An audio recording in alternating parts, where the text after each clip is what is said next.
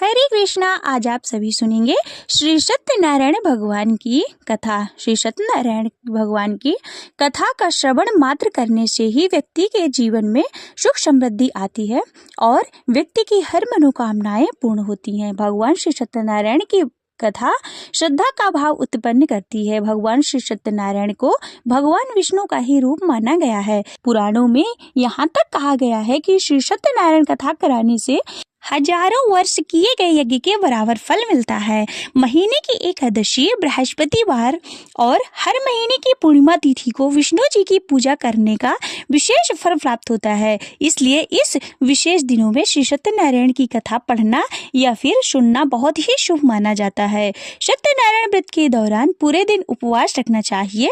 व्रत के दिन सुबह स्नान करके साफ सुथरे वस्त्र धारण करें। शुभ मुहूर्त में पूर्व या फिर उत्तर दिशा की ओर मुंह करके भगवान श्री सत्यनारायण का पूजन करें। संध्या काल में पंडित को बुलाकर या फिर स्वयं से ही श्री सत्यनारायण भगवान की कथा का श्रवण या फिर कथा पढ़ना चाहिए। चौकी पर कलश रखकर भगवान विष्णु की मूर्ति या फिर श्री सत्यनारायण जी की फोटो रखकर पूजा करना चाहिए। भगवान को भोग में पंचामृत अत्यधिक पसंद है, इसलिए पंचामृत का भोग अवश्य लगाएं। पान, तिल, रोली, कुमकुम, फल, फूल, सुपारी, दुर्वा आदि अर्पित करें। घर पे शक्कर या गेहूं के आटे की पंजीरी अवश्य बनानी चाहिए। केले का फल अर्पित करें। सत्यनारायण भगवान की कथा सुनने के लिए परिवार के साथ अन्य भक्तों को भी शामिल करें। अंत में भगवान श्री सत्यनारायण की आरती करें और सभी लोगों को कथा का प्रसाद बांटें। अब सुनिए श्री सत्यनारायण व्रत की कथा।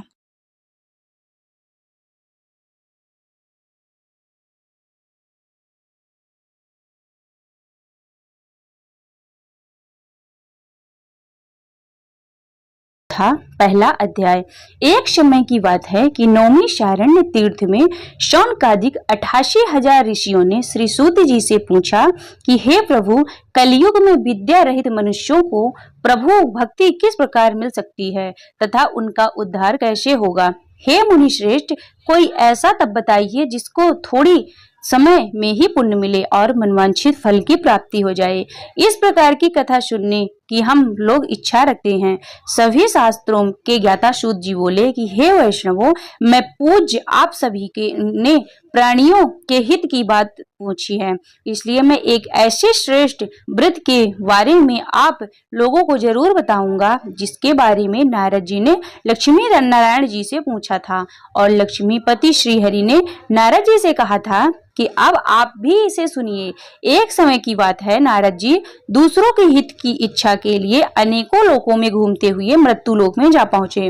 वहां उन्होंने अनेक योनियों में जन्मे सभी मनुष्यों को अपने कर्मों के अनुसार पीड़ा झलकते हुए देखा। उनका दुख देखकर नारद जी सोचने लगे कि ऐसा क्या किया जाए जिससे निश्चित रूप से मानव के दुखों का अंत हो जाए। इसी विचार पर मनन करते हुए वह विष्णु लोक में गए। वहां पर नारायण की स्तुति करने लगे और बोले कि हे भगवान, आप अत्यंत शक्ति से संपन्न हैं। निर्गुण स्वरूप सृष्टि के कारण भक्तों के दुख को दूर करने वाले आपको मेरा प्रणाम है। नारद जी की स्तुति सुनकर विष्णु भगवान बोले कि हे मुनिश्रेष्ठ, आपके मन में क्या बात है, उसे निसंकोच कहो। इस पर नारद जी बोले कि मृत्यु लोक में अनेक योनियों में जन्मे मनुष्य अपने कर्मों द्वारा अनेक दुख से दुखी हो रहे हैं। हे प्रभु, आप तो ये बताइए कि मनुष्य थोड़े ही प्रयास से अपने दुखों से कैसे छुटकारा पा सकते हैं। तब श्री हरि बोले कि हे नारद, मनुष्यों की भलाई के लिए तुमने बहुत ही उत्तम प्रश्न पूछा है। स्वर्ग लोक व मृत्यु लोक दोनों में एक दुर्लभ उत्तम व्रत है जो पुण्य देने वाला है। आप आज प्रेम वश होकर मैं उसे तुमसे कहता हूँ। श्री सत्यनारायण भगवान का व्रत अच्छी तरह विधि पूर्वक करके मनुष्य तुरंत ही यहाँ सुख भोग कर मरने पर मोक्ष पाता है। श्री हरि के वचन को सुनकर नारद जी बोले कि उस व्रत का क्या फल है प्रभु और उसका विधान क्या है, यह व्रत किसने किया था, इस व्रत को किस दिन करना चाहिए, आप सब कुछ विस्तार से बताएं। नारद जी की बात सुनकर श्री हरि बोले कि दुख व शोक से दूर करने वाला, यह सभी स्थानों पर विजयी दिलाने वाला है। मानव भक्ति को व श्रद्धा के साथ शाम को श्री सत्यनारायण भगवान की पूजा धर्मपरायण होकर करना चाहिए। ब्राह्मण और बंधुओं के साथ करने से के साथ साथ ही यथाशक्ति अनुसार भक्ति भाव से भगवान को भोग लगाएं, आरती गाएं और ब्राह्मणों सहित बंधु बांधवों को भी भोजन कराएं। उसके बाद स्वयं भोजन करें, कीर्तन भजन के साथ भगवान की भक्ति में लीन हो जाएं। इस तरह से सत्यनारायण भगवान का व्रत करने पर मनुष्य की सारी इच्छाएं निश्चित रूप से पूरी होती हैं। इस कलिकाल अर्थात कलयुग में मृत्यु लोक में मोक्ष का यही एक सरल उपाय है। इति श्री सत्यनारायण व्रत कथा प्रथमो अध्याय संपूर्ण। भजवन नारायणे नारायणे नारायणे श्रीमन्नारायणे नारायणे नारायण। दूसरा अध्याय। श्री सूत जी बोले कि हे द्विजो, अब मैं पुनः पूर्व काल में जिसने इस सत्यनारायण व्रत को किया था उसे भली भांति विस्तार पूर्वक कहूंगा। रमणीय काशी नामक नगर में कोई अत्यंत निर्धन ब्राह्मण रहता था। भूख और प्यास से व्याकुल होकर वह प्रतिदिन पृथ्वी पर भटकता रहता था। ब्राह्मण प्रिय भगवान ने उस दुखी ब्राह्मण को देखकर वृद्ध ब्राह्मण का रूप धारण करके उस द्विज से आदर पूर्वक पूछा कि हे विप्र, प्रतिदिन अत्यंत दुखी होकर तुम कहाँ पृथ्वी पर भ्रमण करते रहते हो? हे द्विज श्रेष्ठ, यह सब बतलाओ, मैं सुनना चाहता हूँ। भिक्षा के लिए ही? ब्राह्मण बोला, हे प्रभु, मैं अत्यंत दरिद्र ब्राह्मण और भिक्षा के लिए ही पृथ्वी पर भ्रमण करता हूँ।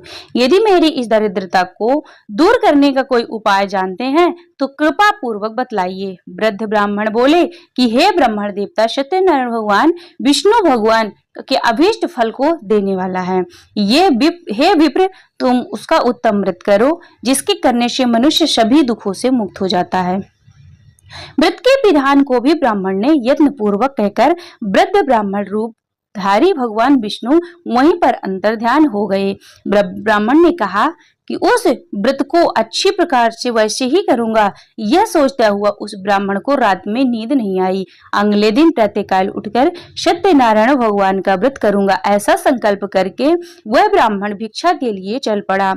उस दिन ब्राह्मण को भिक्षा में बहुत सा धन प्राप्त हुआ। उसी दिन ने बंधु बांधवों के साथ भगवान सत्यनारायण का व्रत किया। इस व्रत के प्रभाव से वह श्रेष्ठ ब्राह्मण सभी दुखों से मुक्त होकर समस्त संपत्तियों से संपन्न हो गया। उस दिन से लेकर प्रत्येक महीने उसने यह व्रत किया। इस प्रकार भगवान सत्यनारायण के व्रत को करके वह श्रेष्ठ ब्राह्मण सभी पापों से मुक्त हो गया और उसने दुर्लभ मोक्ष पद को प्राप्त किया। हे विप्र, पृथ्वी पर जब कोई मनुष्य भी सत्यनारायण का व्रत करेगा तो उसी समय उसको समस्त दुख नष्ट हो जाएंगे। हे ब्राह्मणों, इस प्रकार भगवान नारायण ने महात्मा नारद जी से जो कुछ कहा, मैंने वह सब आप लोगों से कह दिया। आगे अब और क्या कहूँ? हे मुनि, इस पृथ्वी पर ब्राह्मण से सुनी हुई इस व्रत को किसने किया, वह सब हम सुनना चाहते हैं। उस व्रत पर हमारी श्रद्धा हो रही है। श्री सूत जी बोले कि मुनियों, पृथ्वी पर जिसने यह व्रत किया उसे आप लोग सुनिए। एक बार वह द्विज श्रेष्ठ अपनी धन संपत्ति के अनुसार बंधु बांधवों तथा परिजनों के साथ व्रत करने के लिए उद्यत हुआ। इसी बीच एक लकड़हारा वहां पर आया और लकड़ी बाहर रखकर उस ब्राह्मण के घर गया। प्यास से व्याकुल हो उस ब्राह्मण को व्रत करता हुआ देख प्रणाम करके उसने बोला कि हे प्रभु, आप ये सब क्या कर रहे हैं? इसके करने से किस फल की प्राप्ति होती है, सो विस्तार पूर्वक मुझसे कहिए। विप्र ने कहा कि यह सत्यनारायण भगवान का व्रत है जो सभी मनोरथों को प्रदान करने वाला है। उसी के प्रभाव से मुझे सब महान धन धान्य आदि प्राप्त है।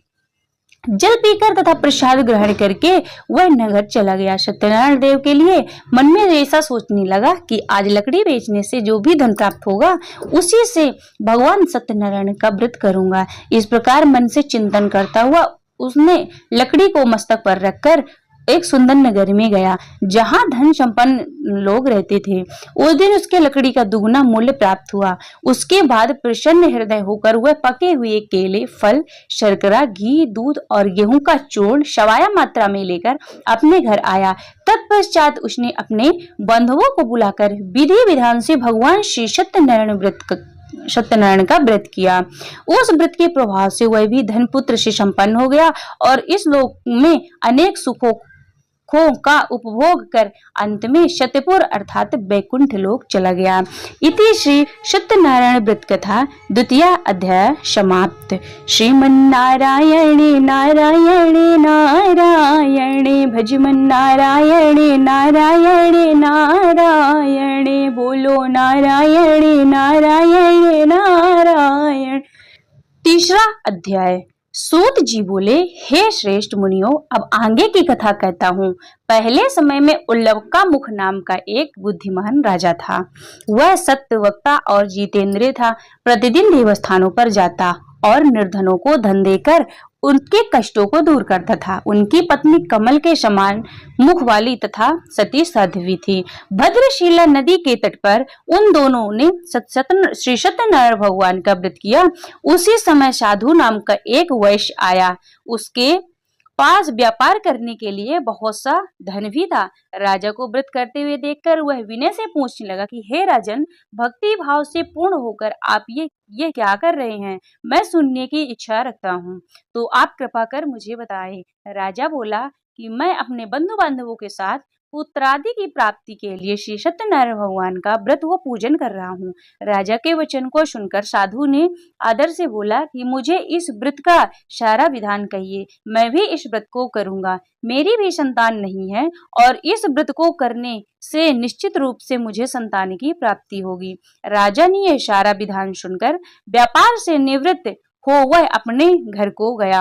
साधु ने अपनी पत्नी से संतान देने वाले इस व्रत का वर्णन कह सुनाया और कहा कि जब मेरी संतान होगी तब मैं इस व्रत को करूंगा। साधु ने इस तरह के वचन अपनी पत्नी लीलावती से कहे। एक दिन लीलावती पति के साथ आनंदित हो सांसारिक धर्म से प्रवृत्त होकर सत्यनारायण भगवान की कृपा से गर्भवती हो गई। 10वें महीने उसके गर्भ से एक सुंदर कन्या ने जन्म लिया। माता पिता ने अपनी कन्या का नाम कलावती रखा। एक दिन कलावती की मां लीलावती ने अपने पति को याद दिलाया कि आपने सत्यनारायण भगवान के जिस व्रत का करने का संकल्प लिया था उसे करने का समय आ गया है, आप इस व्रत को करिए। साधु बोला कि हे प्रिय, इस व्रत को मैं उसके विवाह पर करूंगा। इस प्रकार अपनी पत्नी को आश्वासन देकर वह नगर को चला गया। साधु ने एक बार नगर में अपनी कन्या को सखियों के साथ देखा तो उसे लगा कि उसकी कन्या अब विवाह के योग्य हो गई है और उसने कन्या के योग्य वर ढूंढना शुरू कर दिया।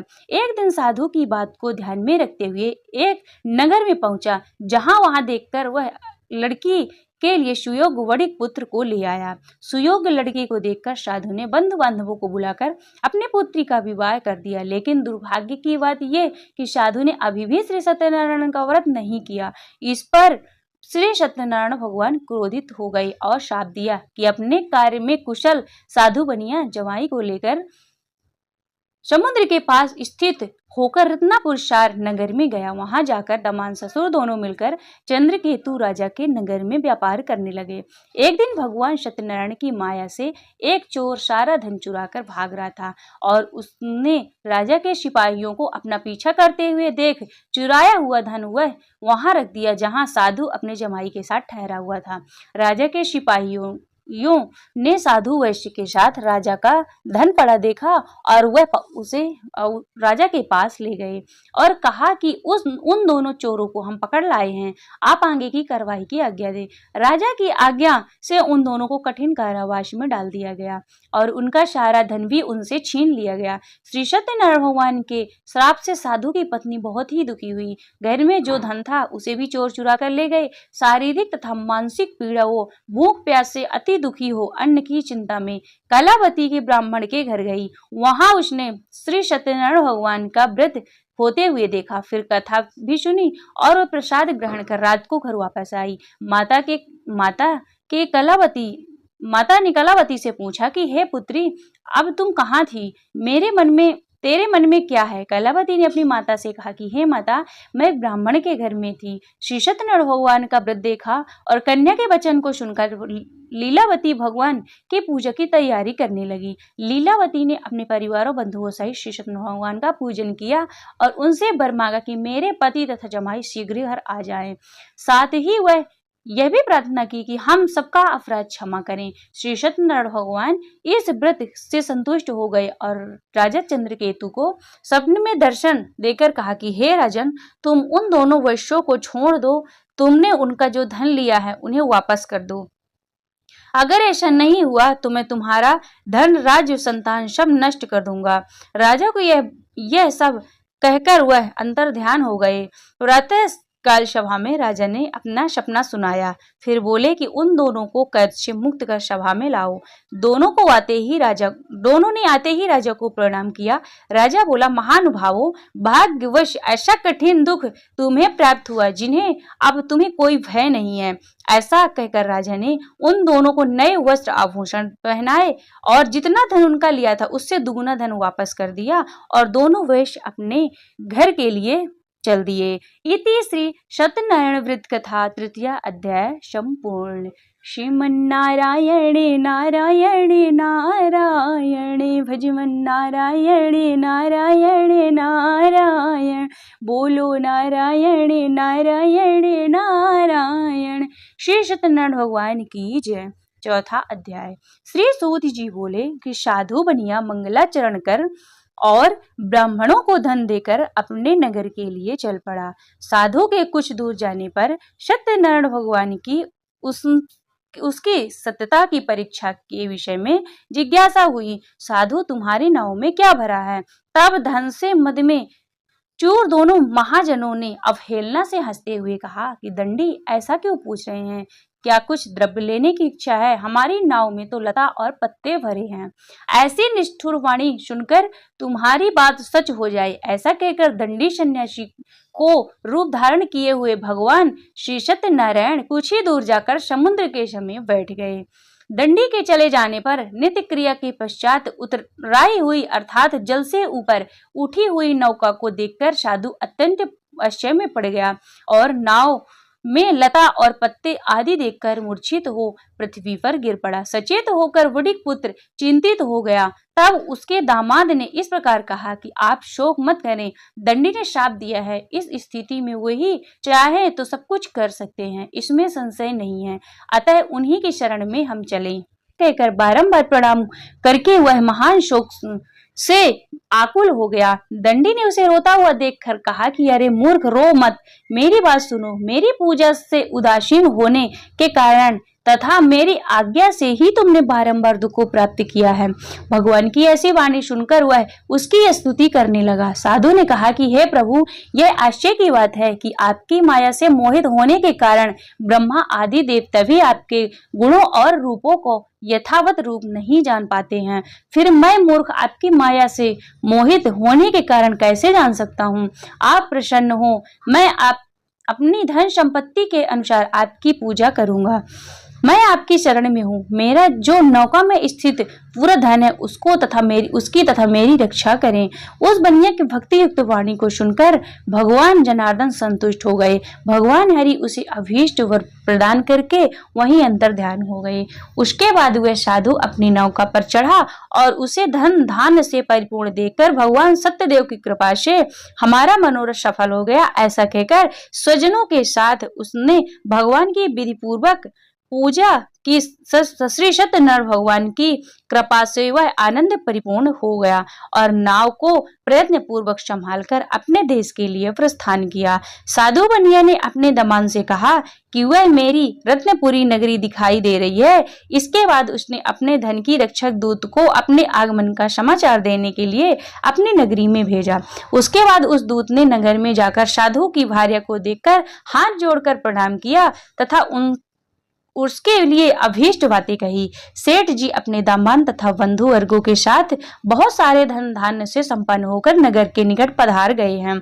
दूत की मुख से यह सब बात सुनकर वह महान आनंदित हो विह्वल हो गई और उस साध्वी ने श्री सत्यनारायण भगवान की पूजा करके अपनी पुत्री से कहा कि मैं साधु के दर्शन के लिए जा रही हूँ, तुम शीघ्र आओ। माता की ऐसा वचन सुनकर व्रत को समाप्त करके प्रसाद का परित्याग कर कलावती ने भी पति के दर्शन करने के लिए चल पड़ी, जिससे भगवान श्री सत्यनारायण रुष्ट हो गए। उन्होंने कहा कि पति को तथा नौका को धन के साथ हरण करके जल में डुबो दिया जाए। इसके बाद कलावती कन्या अपने पति को न देखकर महान शोक से रुदन करती हुई पृथ्वी पर गिर पड़ी। नाव का अदर्शन तथा कन्या को अत्यंत दुखी देखकर भयभीत मन से साधु बनिया ने सोचा कि ये क्या आश्चर्य हो गया। नाव को संचालन करने वाले भी सभी चिंतित हो गए। तदंतर वह लीलावती की कन्या को देखकर विह्वल हो गई और अत्यंत दुखी से विलाप करती हुई अपने पति से इस प्रकार बोली कि अभी अभी नौका के साथ वह कैसे अलक्षित हो गया। न जाने किस देवता की उपेक्षा से यह नौका हरण कर ली गई, अथवा श्री सत्यनारायण भगवान का महात्म कौन जान सकता है। ऐसा कहकर वह सज्जनों के साथ विलाप करने लगी और कलावती कन्या को गोद में लेकर रोने लगी। कलावती कन्या ने भी अपने पति के नष्ट हो जाने पर दुखी हो गई और पति की पादुका लेकर उसका आगमन करने के लिए उसने मन में निश्चय किया कि कन्या के इस प्रकार के आचरण को देखकर भार्या सहित वह धर्मज्ञ साधु बनिया अत्यंत शोक संतप्त हो गया और सोचने लगा कि यह तो भगवान श्री सत्यनारायण ने यह अपहरण किया है, अथवा हम सभी भगवान सत्यदेव की माया से मोहित हो गए हैं। अपनी धन शक्ति के अनुसार मैं सत्यनारायण भगवान की पूजा करूंगा। सभी को बुलाकर इस प्रकार कहकर उसने अपने मन की इच्छा प्रकट की और बारंबार भगवान सत्यदेव को दंडवत प्रणाम किया। इससे दिनों के परिपालक भगवान श्री सत्यदेव प्रसन्न हो गए। भक्त वत्सल भगवान ने कृपा पूर्वक कहा कि तुम्हारी कन्या प्रसाद छोड़कर अपने पति को देखने चली आई। निश्चित ही इसी कारण इसका पति अदृश्य हो गया है। यदि घर जाकर प्रसाद ग्रहण करके यह पुनः आए तो साधु बनिया तुम्हारी पुत्री पति को प्राप्त करेगी, इसमें संशय नहीं है। कन्या कलावती भी आकाश मंडल से ऐसी वाणी को सुनकर शीघ्र ही घर गई। उसने प्रसाद ग्रहण किया, पुनः आकर स्वजनों तथा अपने पति को देखा। तब कलावती कन्या ने अपने पिता से कहा कि अब तो घर चलें, अब किस चीज की विलंब है। कन्या की बात सुनकर बड़ी पुत्र संतुष्ट हो गया और विधि विधान से भगवान श्री सत्यनारायण भगवान का पूजन करके धन तथा बंधु बांधवों के साथ अपने घर गया। तदंतर पूर्णिमा तथा संक्रांति पर्व पर भगवान श्री सत्यनारायण का पूजन करते हुए इस लोक में सुख को भोग कर अंत में वह बैकुंठ लोक में चला गया। इति श्री सत्यनारायण व्रत कथा चतुर्थो अध्याय संपूर्ण। श्रीमन्नारायण नारायण नारायण भजमन नारायण नारायण नारायण बोलो नारायण नारायण नारायण बोलो श्री सत्यनारायण भगवान की जय। 5वां अध्याय। श्री सूत जी बोले कि हे श्रेष्ठ मुनियों, अब इसके बाद मैं दूसरी कथा कहूंगा, आप लोग सुने। अपनी प्रजा का पालन करने से तत्पर तुंगध्वज नामक एक राजा था। उसने सत्यदेव का प्रसाद का परित्याग करके दुख प्राप्त किया। इसके बाद वह वन में जाकर वहां बहुत से पशुओं को मारकर वट वृक्ष के नीचे आया। वहां उसने देखा कि गोप गण बंधु बांधवों के साथ संतुष्ट होकर भक्ति पूर्वक भगवान सत्यदेव की पूजा कर रहे हैं। राजा को यह देखकर अहंकारवश न तो वहां गया और न ही उसे भगवान श्री सत्यनारायण को प्रणाम किया। पूजन के बाद सभी गोपगण भगवान का प्रसाद राजा के समीप रखकर वहां से लौट आए और इच्छानुसार उन सभी ने भगवान का प्रसाद ग्रहण किया। इधर राजा को प्रसाद का परित्याग करने से बहुत दुख हुआ। उसका संपूर्ण धन नष्ट एवं सभी 100 पुत्र नष्ट हो गए। राजा के मन में निश्चय किया कि अवश्य ही भगवान श्री सत्यनारायण ने हमारा नाश किया है, इसलिए मुझे वहां जाना चाहिए जहां श्री सत्यनारायण भगवान की पूजा हो रहा है। ऐसा मन में निश्चय करके वह राजा गोपगणों के समीप गया और उसके गोपगणों के साथ भक्ति श्रद्धा से युक्त होकर विधि पूर्वक भगवान सत्यदेव की पूजा कि भगवान सत्यदेव की कृपा से वह पुनः धन और पुत्रों से संपन्न हो गया तथा इस लोक में सभी सुखों का उपभोग कर अंत में सत्यपुर वैकुंठ लोक को प्राप्त हुआ। श्री सूत जी कहने लगे कि जो व्यक्ति इस परम दुर्लभ श्री सत्यनारायण भगवान का व्रत करता है और पुण्यमयी तथा फल प्रदायिनी भगवान की कथा को भक्ति युक्त होकर सुनता है, उसे भगवान श्री सत्यनारायण की कृपा से धन आदि की प्राप्ति होती है। दरिद्र धनवान हो जाता है, बंधन में पड़ा हुआ बंधन से मुक्त हो जाता है, डरा हुआ व्यक्ति भय मुक्त हो जाता है। यह सत्य बात है कि इसमें संशय नहीं है। इस लोक में वह सभी सुख को और फलों को प्राप्त करके अंत में सत्यपुर बैकुंठ लोक को जाता है। ब्राह्मणों के इस प्रकार मैंने आप लोगों को श्री सत्यनारायण भगवान की व्रत को कहा, जिसे करके सभी मनुष्यों सभी दुखों से मुक्त हो जाता है। कलयुग में तो भगवान सत्यदेव की पूजा का विशेष फल प्रदान करने वाला है। भगवान विष्णु को ही कुछ लोग काल, कुछ लोग सत्य और कोई ईश और कोई सत्यदेव तथा दूसरे लोग सत्यनारायण के नाम से कहेंगे। अनेक रूप धारण करने वाले श्री सत्यनारायण भगवान सभी की मनोरथ को सिद्ध करते हैं। कलयुग में सनातन भगवान विष्णु की सत्यव्रत रूप धारण करने से सभी मनोरथ पूर्ण करने वाले होंगे। हे श्रेष्ठ मुनियों, जो व्यक्ति नित्य श्री सत्यनारायण भगवान की इस व्रत की कथा को पढ़ता अथवा सुनता है, भगवान श्री सत्यनारायण उनकी कृपा से उनके सभी पाप को नष्ट हो जाते हैं। हे मुनीश्वर, पूर्व काल में जिन लोगों ने भगवान श्री सत्यनारायण का व्रत किया, उनके अगले जन्म का वृत्तांत कहता हूँ, आप सुने। महान प्रजा संपन्न सतानंद नामक के ब्राह्मण सत्यनारायण का व्रत करने के प्रभाव से दूसरे जन्म में सुदामा नामक ब्राह्मण हुए और इस जन्म में भगवान श्री कृष्ण का ध्यान करके उन्हें मोक्ष की प्राप्ति किया। लकड़हारा भिल्ल गुहों का राजा हुआ और अगले जन्म में उसने भगवान श्री राम की सेवा करके मोक्ष को प्राप्त किया। महाराज उल्कामुख दूसरे जन्म में दशरथ बने, जिन्होंने रंगनाथ जी की पूजा करके अंत में वैकुंठ को प्राप्त किया। इसी प्रकार धार्मिक और सत्यव्रती के साथ साधु पिछले जन्म की सत्यव्रत के प्रभाव से दूसरे जन्म में मोरध्वज नाम का राजा हुआ और उसने आरे से चीर कर अपने पुत्र की आधी देह भगवान विष्णु को अर्पित कर मोक्ष को प्राप्त किया।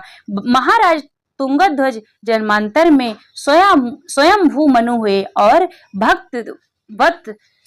भागवत संबंधी संपूर्ण कार्यों का अनुष्ठान करके वैकुंठ को प्राप्त हुए। जो गोपगण थे वे सब जन्मांतर में व्रज मंडल में निवास करने वाले गोप हुए और सभी राक्षसों का संहार करके उन्होंने भगवान का संसत धाम गोलोक प्राप्त किया। इस प्रकार श्री स्कंद पुराण के अंतर्गत रेवाखंड में श्री सत्यनारायण भगवान की कथा का 5वां अध्याय संपूर्ण। बोलो श्री सत्यनारायण भगवान की जय। श्रीमन्नारायण नारायण नारायण भजवन नारायण नारायण नारायण। बोलो नारायण नारायण नारायण। बोले श्री सत्यनारायण भगवान की जय। श्री सत्यनारायण भगवान की आरती। ओम जय लक्ष्मी रमणा स्वामी, जय लक्ष्मी रमणा सत्यनारायण स्वामी, सत्यनारायण स्वामी जन पातक हरणा। ओम जय लक्ष्मी रमणा रत्न जड़ित सिंहासन अद्भुत छविराजे, प्रभु अद्भुत छविराजे। नारद करत निरंजन, नारद करत निरंजन घंटा ध्वनि बाजे। ओम जय लक्ष्मी रमणा प्रगट भये कलि कारण, तुझको दर्श दियो स्वामी, तुझको दर्श दियो। बूढ़े ब्राह्मण बनकर, बूढ़े ब्राह्मण बनकर कंचन महल कियो।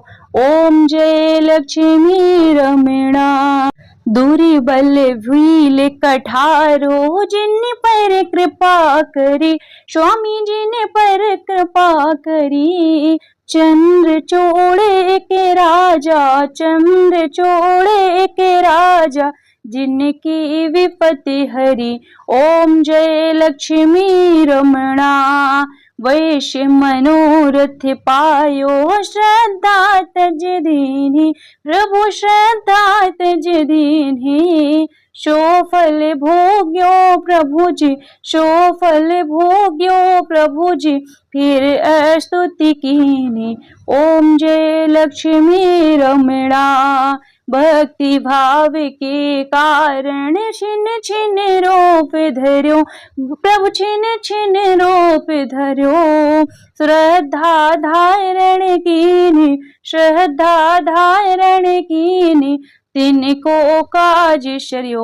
ओम जय लक्ष्मी रमणा ग्वाल बाल संग राजा वन में भक्ति करी, स्वामी वन में भक्ति करी। वन वांछित फल दीन, मन वांछित फल दीन, ओ दीन दयाल हरि।